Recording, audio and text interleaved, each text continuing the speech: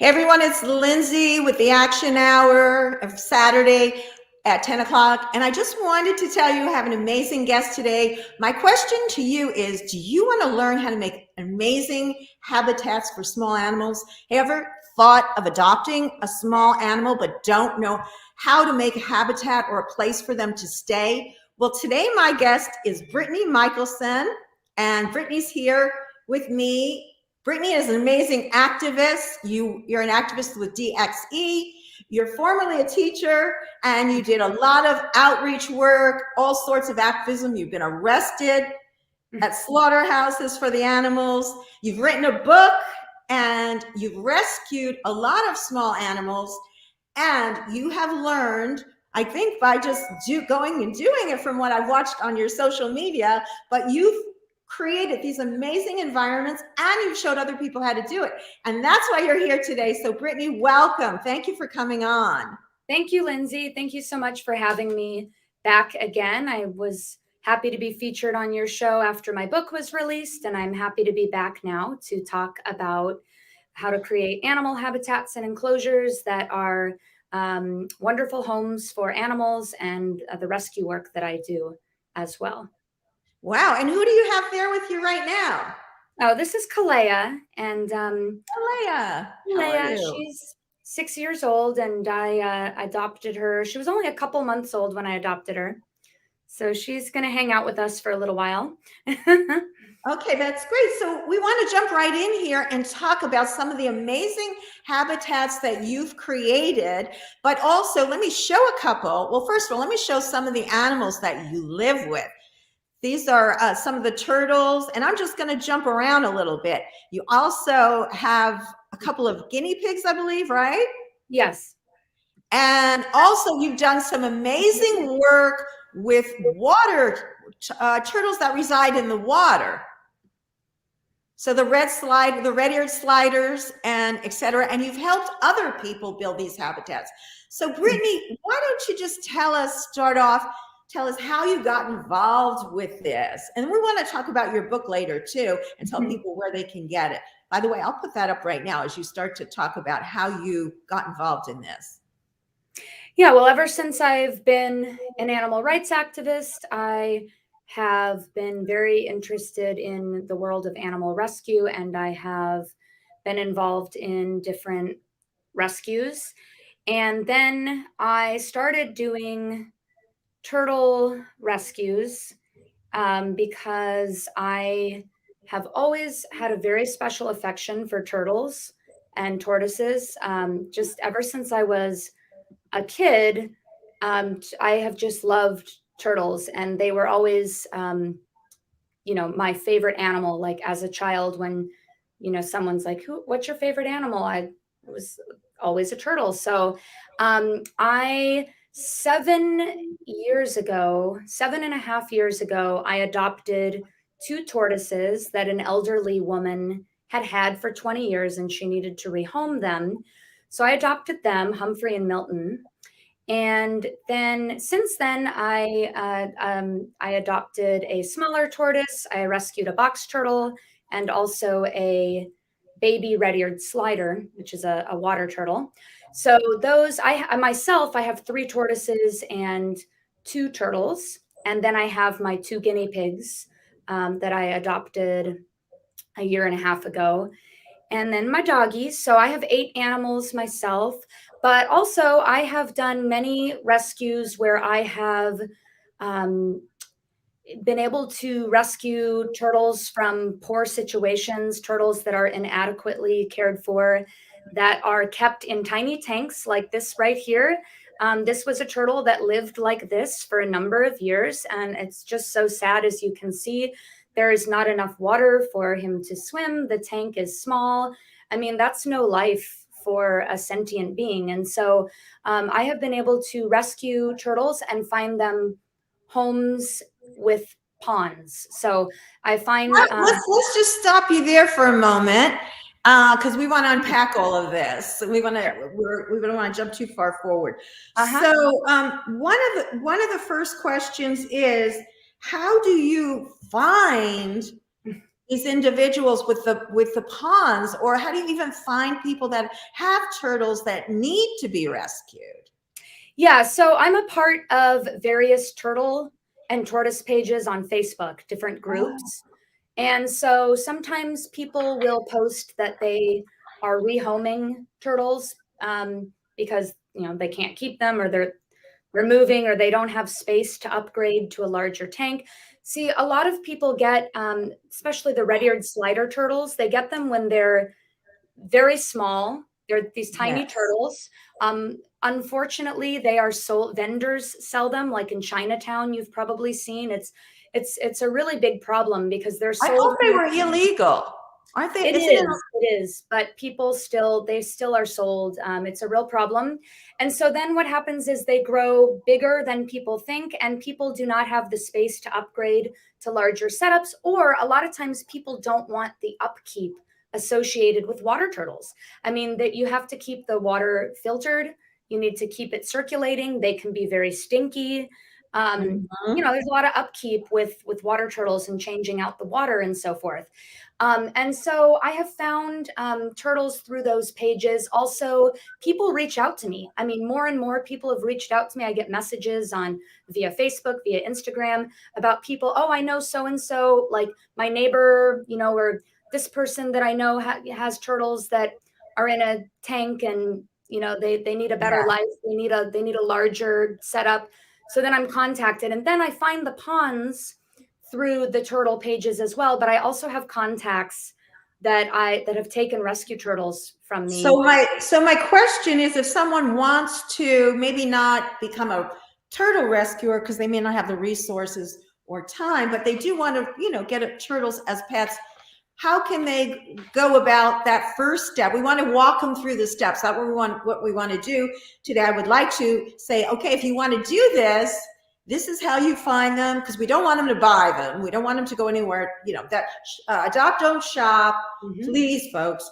But we want to take them through the steps. So like if you Yeah. can talk about if you want to be a rescue, but also tell people that just maybe want to get one or two, how they would go about or where to look, if you would. Yeah, so there are so many that need homes. So absolutely tell everybody that adopt, don't shop. So many need better living environments. So um, you can find turtles for adoption at local shelters. I mean, the local animal shelters get these red-eared sliders just dumped off. People just dump them and drop them off at shelters, so you can find them for adoption. This example right here, a woman reached out to me that she had got these turtles when they were tiny for her children, and they grew a lot bigger than she thought. And this is the setup that she has, and they're moving. And so she asked, could I find them a new home? And now they live in a pond. But this is the kind of habitat they had for years. And it's not the kind of environment that any sentient being, wants to live in for years. And so another way to find them for adoption is, through rescue orgs. So there are like there's the California Turtle and Tortoise Association, and different resources where there are turtles and tortoises for adoption. Um, Awesome. just And we there's will we will include those in our links for the folks that are watching. Let's just get a couple of comments here. If you're just tuning in, I'm with Brittany Michelson, and we are talking about how to rescue small animals and help them thrive in a loving environment in your home, as well as we will be talking about her book and other projects she's working on. So welcome to the show if you're just tuning in. We have one of our regulars here, Tom Vincel. Keeping reptiles is different set of standards. Most don't know how to care for them. Yes. Yeah. Did you want to comment on this in general, Brittany, on people Sure. going to pet shops and getting pets, reptiles, or whatever the small animal happens to be? Yeah, so the pet industry is full of issues, and it's really upsetting because the pet industry pushes the sales of reptiles and small animals, and they don't educate people. First of all, they're selling animals when we live in a world where nobody has any business selling animals. Like, we need to end breeding, we need to end the sale of animals. these pet stores can sell supplies if they want, but they need to stop selling animals. Petco, PetSmart, the large corporate stores, they have the power to set an example for the smaller businesses. And so putting pressure on And these that's big, why, what people, and we do have to invite Petco and Petco on because we don't like to name companies, but what people can do and what I do is I shop at Chewy, which I know does not sell animals and is right. very great at, you send something back, they don't even have you send it back. What they do is I bought the wrong dog food, like a carton of the wrong dog food for my mom's dog. I said, how do I send it back? They said, give it to a shelter near you. And they sent it to me. So we prefer that they use the alternatives. Absolutely. Chewy.com. Exactly. Buying supplies from companies that do not sell animals is the best way to get supplies for your own animals, because we really need to stop the sale of animals. And what Tom was saying about reptiles. So unfortunately, reptiles are very misrepresented, and they're underrepresented even in the animal rights community. I feel like there's not that much focus on reptiles. So people will, the general public will go buy a turtle or a snake, and the pet store employee will tell them, oh, all you need is this glass tank, like you just need this tank, and here And are a the plastic plant, because I know, because I yeah. have gone as a child and thinking that I'm buying a nice setup. I'm 10 years, 11 years old. I saved up my money and I go into a pet store, and that was all of them back then. I don't even think there were those big ones back then, back in the back in the olden days. But anyway, they would tell you to get gravel. They would tell you to get plastic plants. Some would tell you to get a plant. And basically no instruction. You're absolutely right. And I can't believe it's still like that. Yeah. So, I mean, because so many of the pet store employees, they're just not fully educated themselves.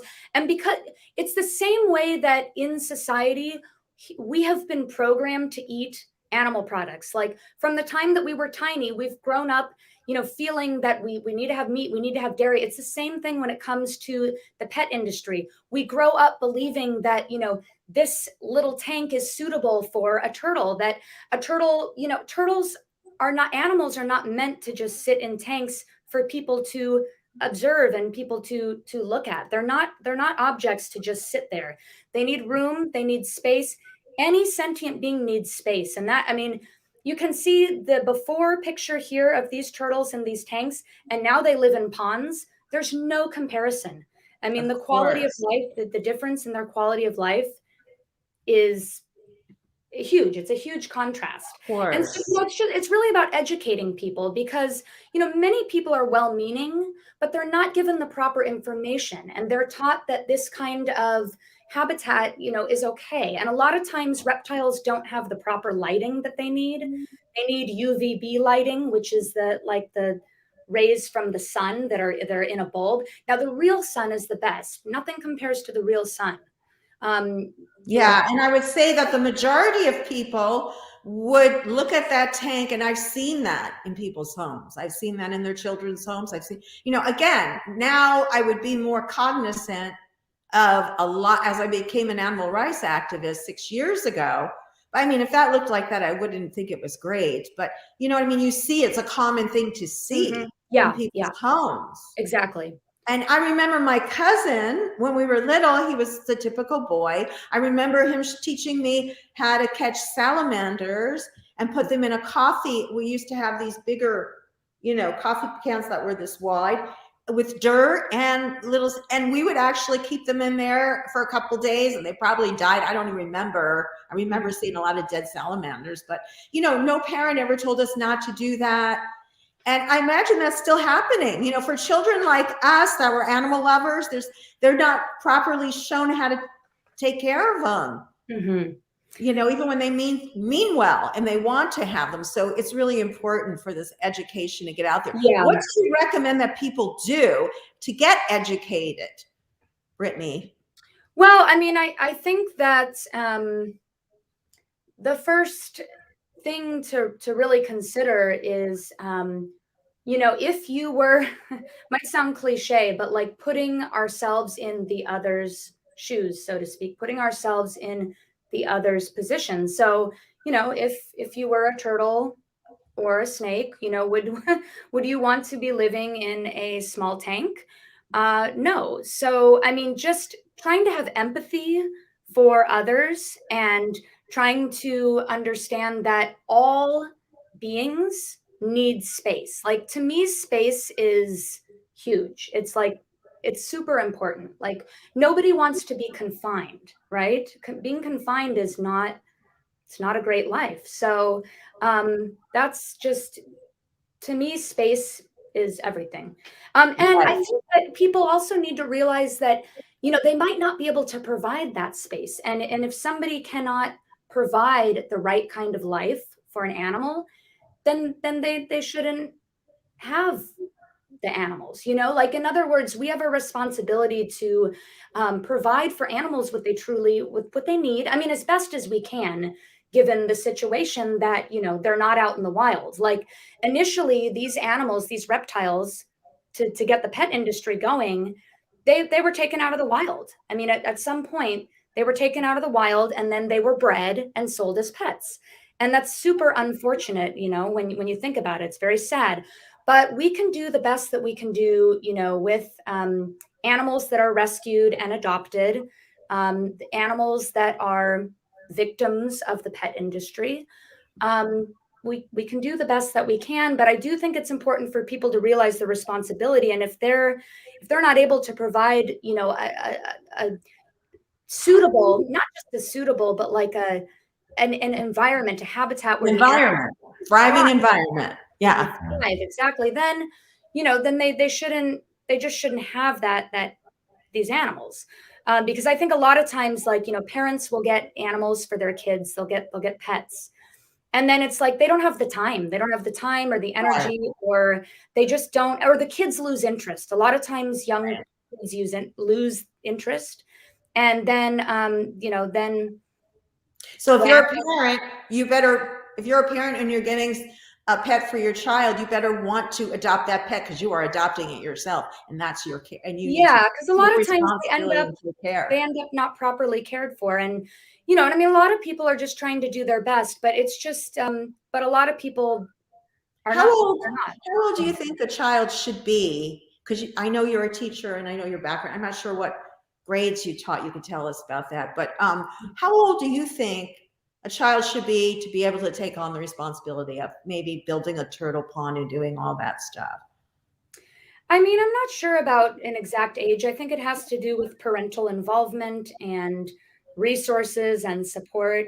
I mean, I don't think it's a good idea to have animals in the care of young children unsupervised, or just, where the parent is like turning it over to the child and Mhm. you take care of the the animals, because that's not always it's not always a good idea. It's a lot of times results in issues for the animals, injuries, and various, improper care and things.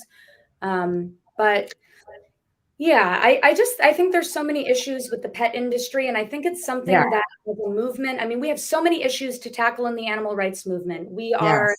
We are trying to stop the slaughter of animals for food. We are trying to stop the killing of animals for fur and for leather and all of these things: food, clothing, entertainment, animal testing, experimentation, all these issues. But I also think the pet industry needs to be more of a focus, because there are still reptiles taken from the wild and sold. That's incredible. There are still wild caught reptiles that are sold, and the And breeding they're is going into the awful. American market. What's that? They're going into the American market, Yeah. probably. I mean, we don't know where they're going, but they're definitely being sold here. We know that. We don't know. Yes. They're small companies, that they're backyard zoos or whatever they call themselves, but they're coming in somehow. That's Yeah. incredible. So There's a why black aren't they market for checking it. at the borders? I wonder why is there a lax in the government? To be honest, reptiles are smuggled like drugs are smuggled.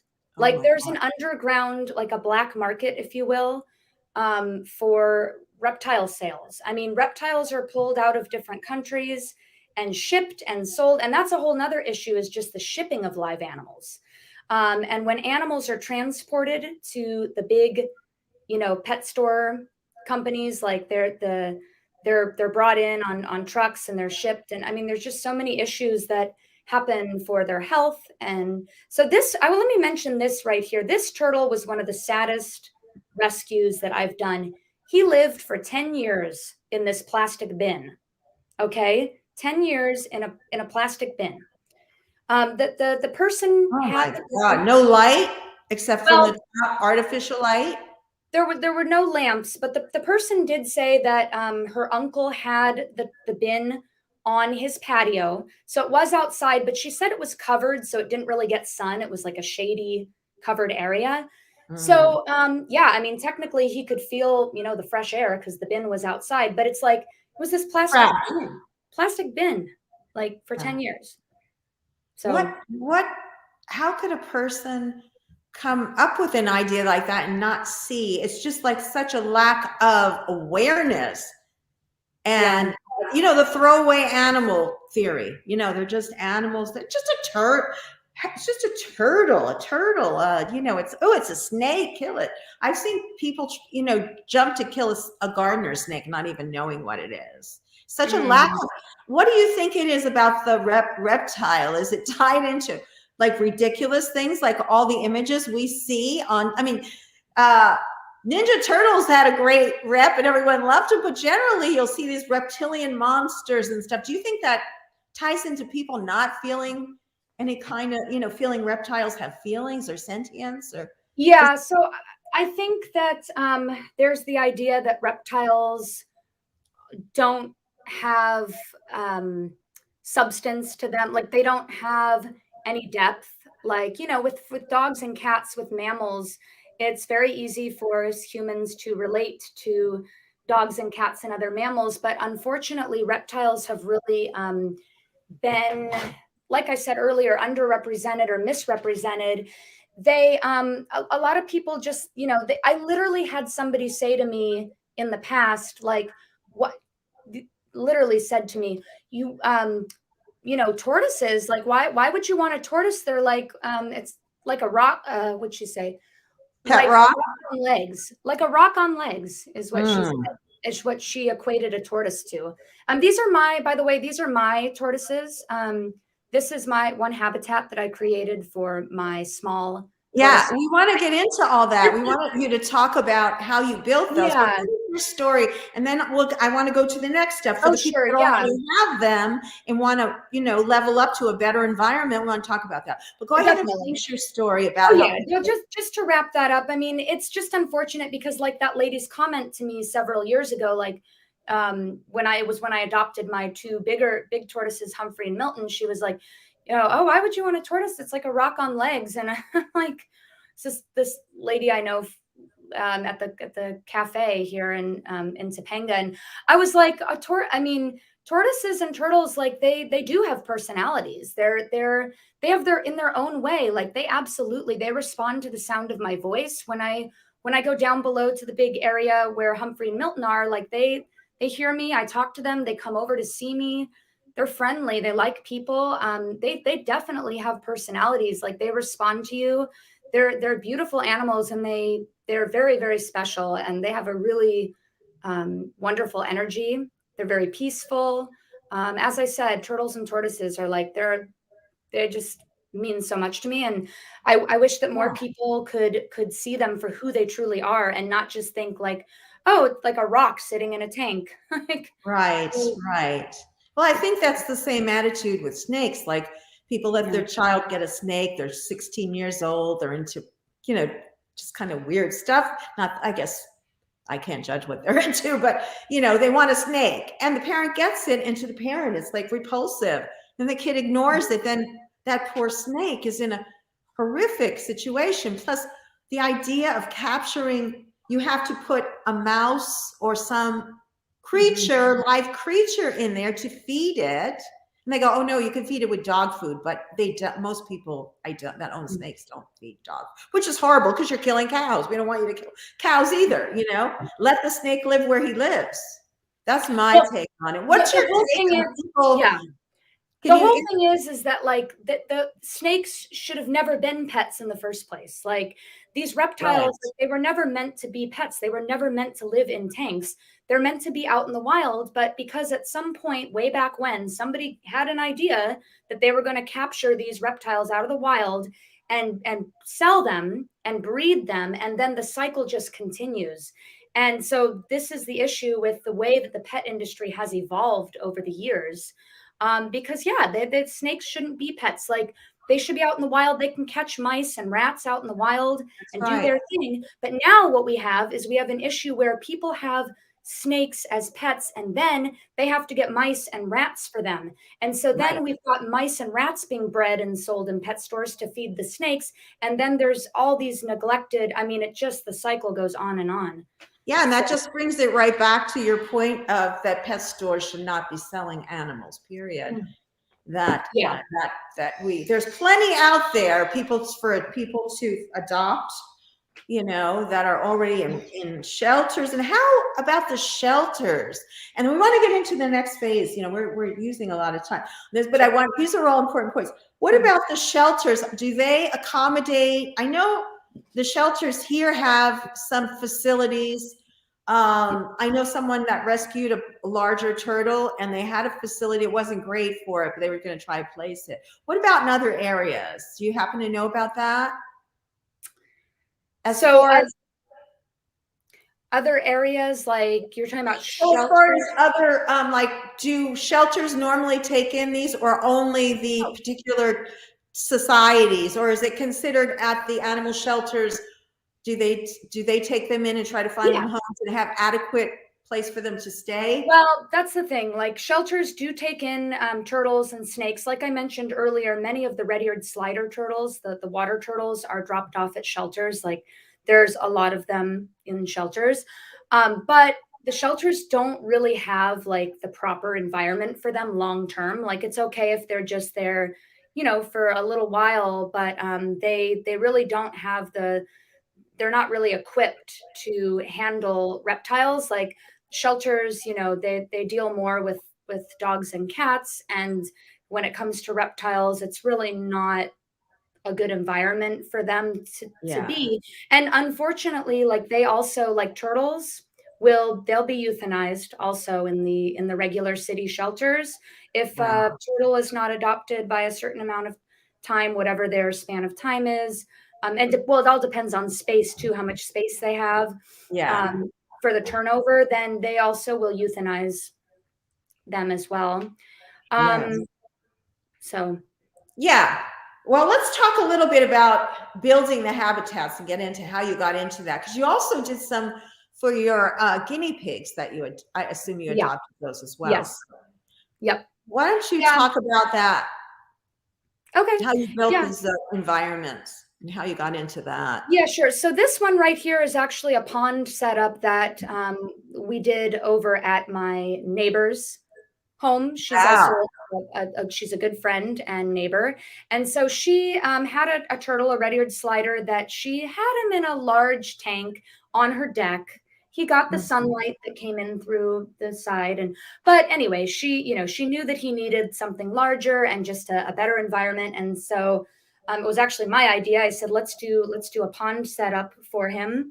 And so I researched how to do it, and it was a stock tank setup, and we got her turtle into great. Can you just explain that part a little? The stock tank setup. What is that? Yeah, stock tank is just a large. You can buy the Rubbermaid plastic stock tanks. They sell them at Home Depot, at Tractor Supply, I think at Lowe's. And so it's a great way you can either have them above ground, or you can dig a large hole and sink them in the ground. This one is in ground. And this is a 150-gallon stock tank. And she already had kind of a rectangular dirt area from a previous garden setup. It was like perfect. And we got the rocks. I put all the plants in. She and I did most of it. We got help from a couple other people for a few of the aspects. Like we had to have somebody. It was very hard to dig such a big hole because the dirt was very hard. So we had a guy that dug out the dirt so we could, and he was able to put the stock tank in for us. But this is her turtle, Steve, and this is my little turtle, Scout. Oh, I rescued Scout when, and Scout is too small to tell whether male or female yet. That you have to wait till they grow bigger to be able to tell.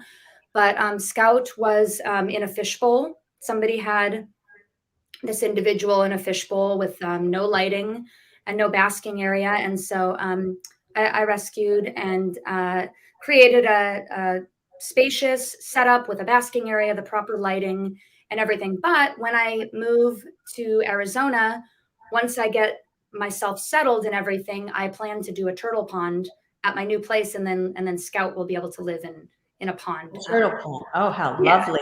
Let's do a quick video and show some of the after. I want to show free ID.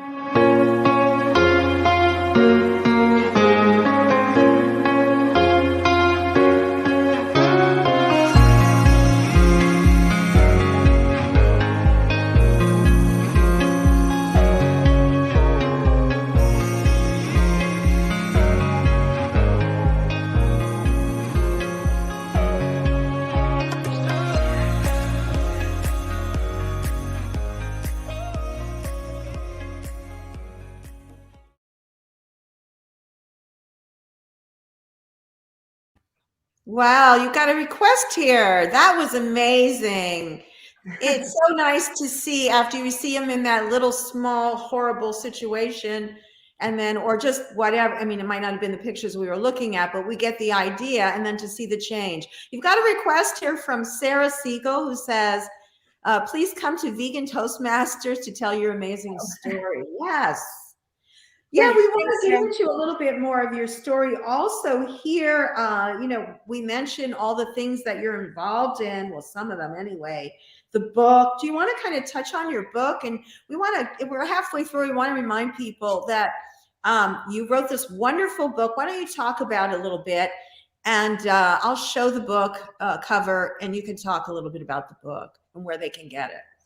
Okay, thanks. Yeah, so the book was released in March 2020, so it's been a little over a year and a half, and it's available on barnesandnoble.com. The publisher is called Skyhorse, so skyhorsepublishing.com, Amazon. It's in Barnes and Noble stores as well. And if you just Google the title, you can find different sites to order it on. Depending on your preference. And so, yeah, it's an anthology of stories by animal rights activists that I compiled, and my stories in there. I wrote the main parts, the introduction, the closing. I helped my contributors shape their pieces, and I edited all of it. So the vision was to create an anthology of stories by animal rights activists, and I wrote a book proposal and I found a mainstream publisher for it. And so, yeah, it was released March 2020. I was here on Lindsey's show after its release, shortly after, where we went into depth about the book. But yeah, I hope everybody, I think probably most people watching this have heard of the book. Many people already have it, but we can put a link to the other show so you can watch and learn all about the book, learn about more about it. But you've had quite a few. The introduction, we don't want to mention, you might be a little modest. I want to make sure we tell everyone that Ingrid Newkirk wrote the introduction. The foreword. I believe it was Joaquin Phoenix in the book as well. No, Joaquin Phoenix is not in the book. No, that would be amazing, but no. Yeah, Ingrid wrote the foreword. I wrote the introduction, but she, being able to have her write the foreword was definitely a big sales point for the publisher, because, her big name and everything. So just having somebody like that on board. I don't know where that image of Joaquin Phoenix next to the book came from, actually. I don't know where that came from. I Googled your book and it came up, and I assumed. Oh, but cool. I'm sure I know Joaquin Phoenix was probably peripherally talked about in the very least, because he attends a lot of the animal liberation events Yeah. He's, as we all know, and for those that don't know in our audience, because this does go out to a lot of people that are not familiar. So it's great that we're doing this, Brittany, because Okay. our community knows about caring for animals, most of them, people that really care about animals and have that open. It's not that other people probably would feel insulted if they heard me say that. I don't mean that in a bad way, but they just haven't really vibed, as you say, made that connection. Put yourself in the animal's place, the golden rule, do unto others, it's just so true. And if you just look at animals the way you look at yourself, yes, they know their environment. They're aware when they're in a tank with what they can't see out of, as opposed to in nature. I mean, that takes very little sentience, and they're way more sentient than that. Yeah. Yeah, exactly. Well said. Well But, said. what was it that made you decide to do the book, by the way?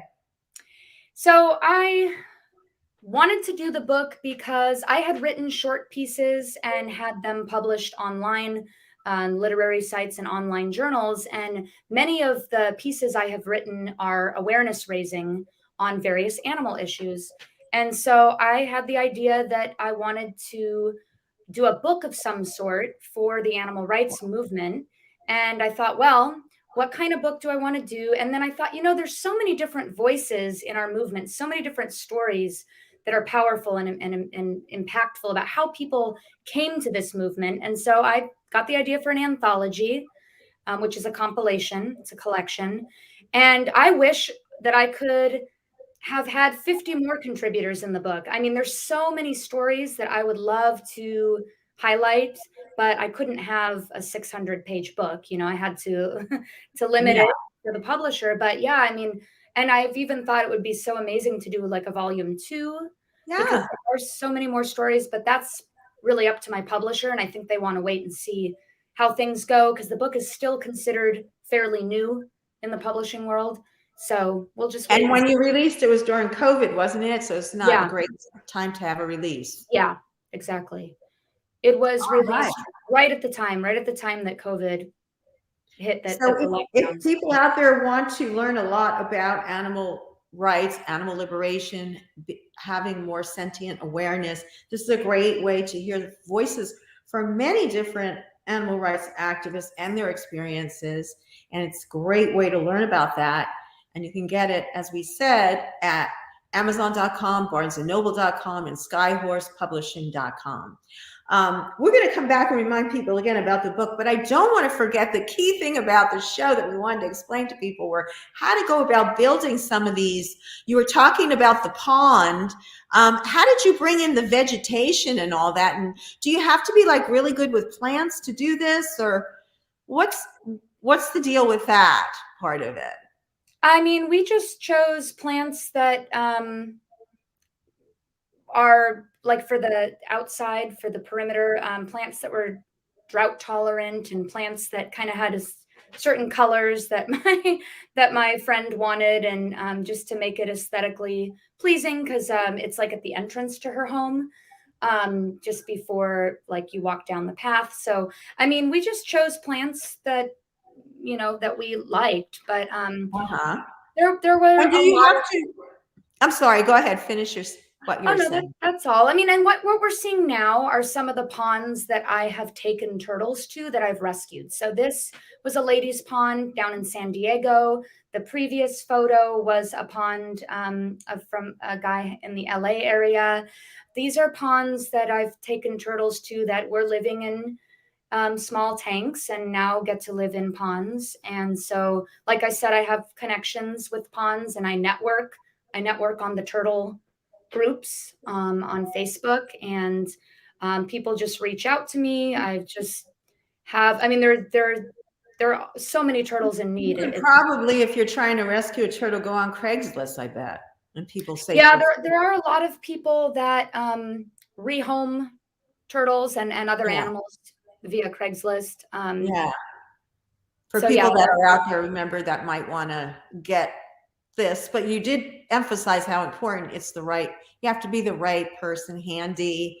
You have to be a jack of all trades. Think of yourself as a mini sanctuary. As a matter of fact, that's another, did you want to mention something about a sanctuary? Got Oh, anything? yeah. Well, I'm moving to Tucson, Arizona on the 15th of this month. So I'm moving from Topanga. I live in Topanga, which is in the Los Angeles area, and moving to Tucson. And so I'm planning to have a turtle tortoise sanctuary at my new place. Because here in Topanga, I rent, but I bought a place in Tucson that I can do a sanctuary if I want. You know, I can do what I want. So it's it's about a third of an acre. So it's perfect for a micro sanctuary. And yeah, I mean, here I've been lucky in Topanga, like with where I live on a piece of property here in Topanga that has plenty of space. There's plenty of room outdoors and everything. And so my landlords have let me do my enclosures outside. And I'm grateful. But it is a Yeah. shared property. There are 4 units and a main house on this property. And so now over in Tucson, I will have my own Own. home, and it's about a third of an acre, and I'm planning to do a micro sanctuary for turtles and tortoises. And I just so want to, yeah, yeah, and I just want to say, like when it's your own home, then you spend a lot of money doing this, and that's why sanctuaries have to get donations and help from people. I want to give a quick shout out to my cousin Lisa, who came on today. Thank you for watching, and she's great. She does a lot of cat rescue in New Jersey and New York, where it's freezing cold, feral cats oh and wow. possums and other small animals. Rescues a lot. It speaks out for animals, and she became vegan as well. So I'm very proud of her, and I just want to give her a shout out because she doesn't usually come on. But thanks for coming on. Yeah, thanks for I being call here. her Adele, but she goes by Lisa. So Oh, Lindsay's not my wonderful. real name either, so I can't talk. But anyway, back to the show. Great. Yeah, I mean, Brittany, it's so important that people understand that these animals are not toys, and I mean, and just in general, and I think, writing a book is an amazing way to spread the word. You've also done other types of activism we should touch on because, believe it or not, we've got about 15, 16 minutes left. So let's talk about a couple of things that you want to talk about. Is there anything in Oh, particular? well, I think earlier you'd asked me about the guinea pigs, and I don't know if you want to show a photo or two. Yes. I call it the guinea pig apartment, the enclosure that I created for my 2 boys, Gus and Otto. Yes. Yes. So this is Gus and Otto's habitat, and it has a loft. It's a loft apartment, and like I said earlier, Cool. space is so important for animals. And so when I adopted them, I didn't want them to just be in like a regular cage. I wanted them to just have plenty of space, and so this is what I made. I did it myself. I'm very proud of it. Tell us, it doesn't look that hard because and I love the fact that it's flat on the floor. You have a tile floor. I can see it's that really easy, clean, pine sol clean tile. And so it looks like you can take that whole thing apart. Is that correct? And then just get in there and put it back together. Is that how it's built? Or tell us a little how it's built. The way I built it was I got storage cubes, the wire storage cubes that you can make like storage shelves out of. So I got a set of those and put them together. And then I bought this stuff called Coroplast from Home Depot, which is it's kind of like a vinyl sheeting, kind of a smooth, yeah, like a vinyl material that comes in these big sheets. And then I used an X-Acto knife to pare the sides so you can fold it. So then I folded the sides, and then I connected I made like a bottom, like a liner. It's like I made a liner for it. And so, yeah, and then I just I put it together. I made the ramp out of the Coroplast as well. And I fastened. So it actually has its own floor. I was thinking it didn't have a floor. Yeah, it has a floor. It's like a liner. And then I used zip ties to connect everything. Wow. It was a lot of work, but I love projects. I do. And especially when I'm doing hands-on projects that help animals, like I'm happy. So. Well, perfect for a sanctuary. How did you make the top part here? Those storage cubes, they're like wire grids. They connect. They connect with those little white plastic fasteners. So Ah, I just I made a base that all connected, and then I put the ramp on. Um, so it might sound complicated. I mean, and it did take time, but it's not that complicated of a design, really. yeah. So Yeah, it looks great. And they've got a tunnel and all that other stuff you can buy through the pet stores, right? Like the tunnel for them. I mean, yeah, you can get all that stuff. Like you mentioned, Chewy.com earlier is a great place to buy pet supplies. Chewy. And, there are different sites and different places where you can buy supplies um, and, not support places that sell animals. Because guinea Yeah. pigs, that's another, like small animals like hamsters and Yeah. guinea pigs. They are bred and sold in the pet stores, and then when they're transported to pet stores, a lot of times they end up with like respiratory infections because like they get too cold, or they're just not in Taken good care of. conditions being transported, and then they end up with a lot of times guinea pigs from pet stores end up with like ringworm and different things.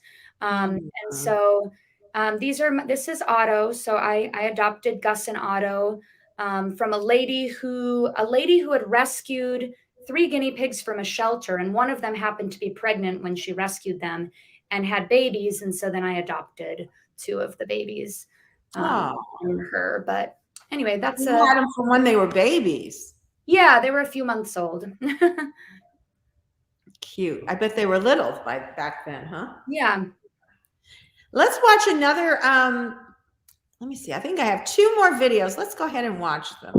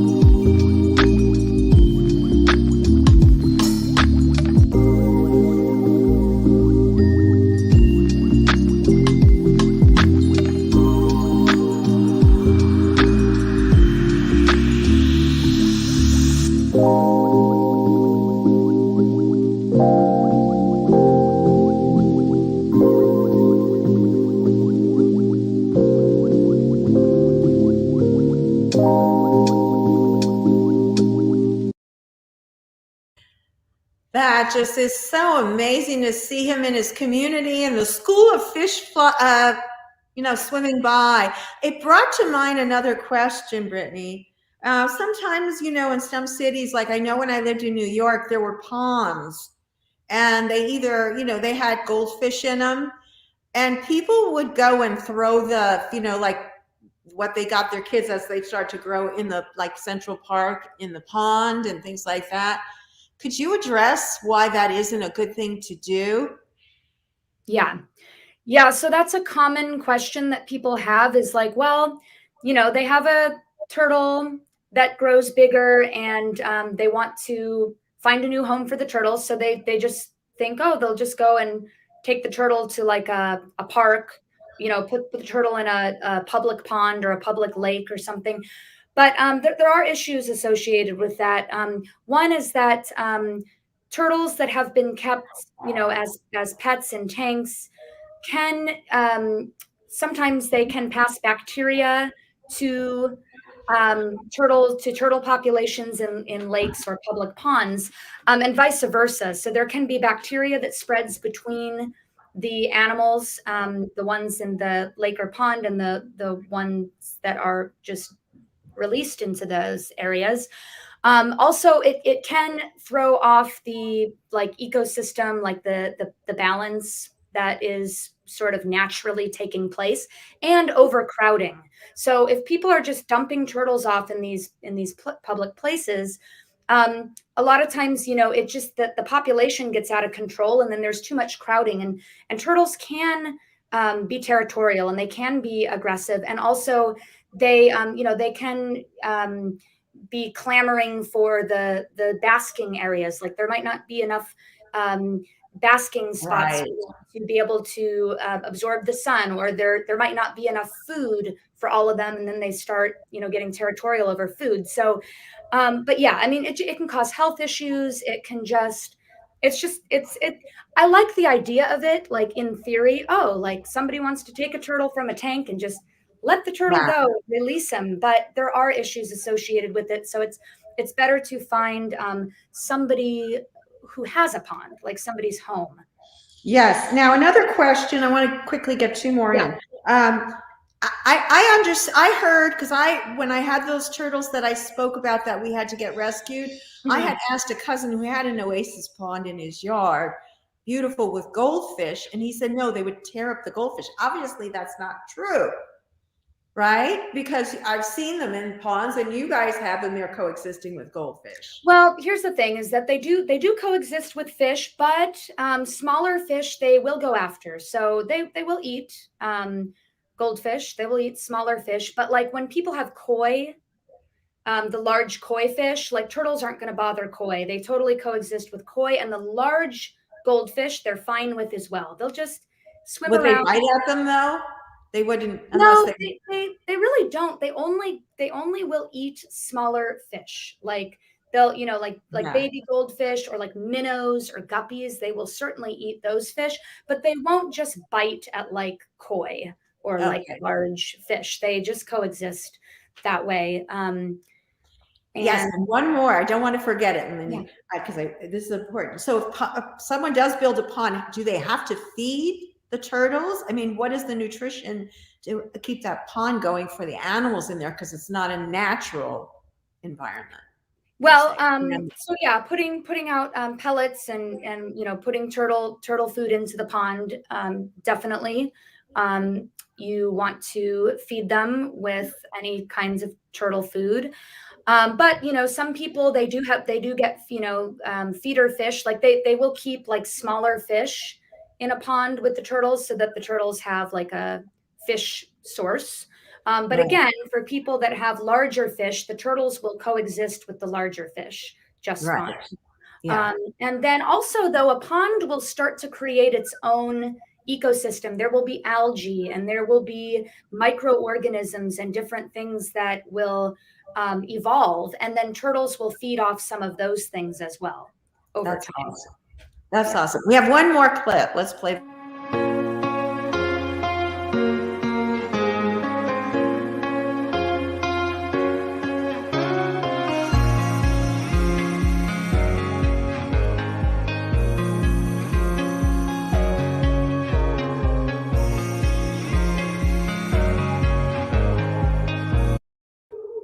Yeah, it's just so happy to see those three together. Could imagine what their life is like. Mhm. The difference.